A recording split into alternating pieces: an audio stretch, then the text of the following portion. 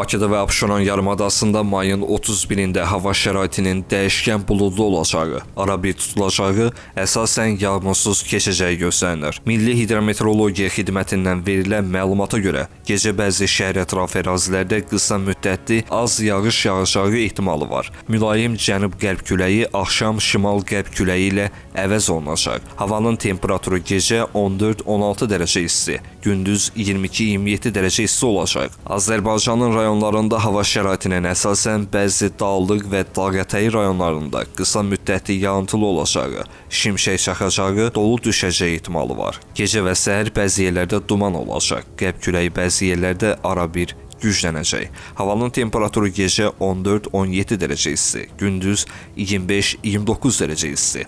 Dağlarda gecə 7-12 dərəcə isti, gündüz 15-20 dərəcə, bəzi yerlərdə 25 dərəcə isti olacaq.